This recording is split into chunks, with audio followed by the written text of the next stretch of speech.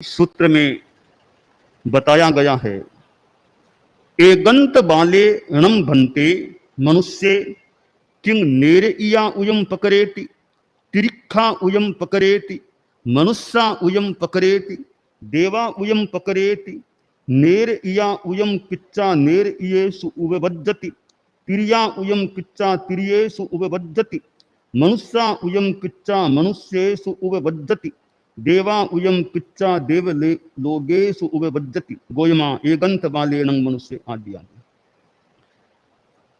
प्रश्न यह किया गया है कि भगवान एकांत बाल मनुष्य क्या नरक में पैदा हो सकता है अथवा तिर्यंच गति का आयुष्य बांधकर तिर्यंच गति में पैदा हो सकता है?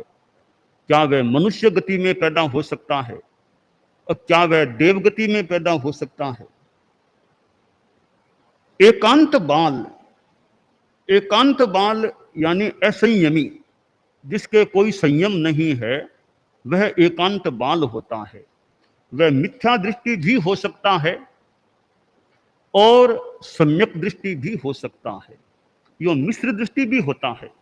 यानी हम गुणस्थानों के संदर्भ में ध्यान दें, पहले 4 गुणस्थान में जो मनुष्य हैं, जो प्राणी आश्रय, वे एकांत बाल होते हैं। यहां मनुष्य की बात की गई है। तो एकांत बाल जिसमें कोई त्याग संयम नहीं है, वह मिथ्यात्वी भी हो सकता है और सम्यक्त्वी भी हो सकता है, क्योंकि चौथे गुणस्थान में अविरत सम्यक दृष्टि गुणस्थान है। तो वहां तो अच्छी तरह यहां तक कि सायिक सम्यक्त्व भी हो सकती है, परंतु व्रत नहीं है, संयम नहीं है। तो ये 4 गुणस्थानों वाले जो मनुष्य हैं, वे नरक में पैदा हो सकते हैं क्या? तिर्यंच गति में, मनुष्य गति में, देव गति में? ये प्रश्न है।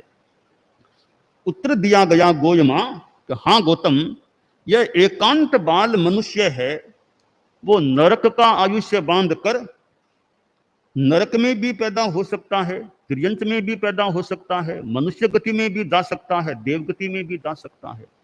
कैसे? कि जो सम्यक्त्वी है, अविरत सम्यक दृष्टि है, वह उस अवस्था में आयुष्य बंद करेगा तो वह तो देवगति में ही जाएगा, वो नरक में, त्रियंच में, मनुष्य गति में उस जीवन के बाद नहीं जाएगा।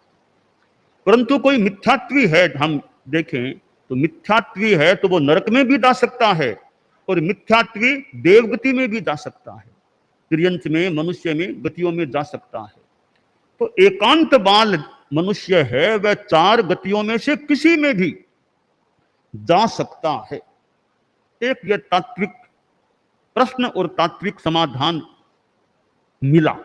दूसरा प्रश्न है, दूसरे इसी से जुड़ा हुआ दूसरे शब्द से प्रश्न है कि एगंत पंडिये णम भन्ते मनुष्य किम नेर इया उयम पकरे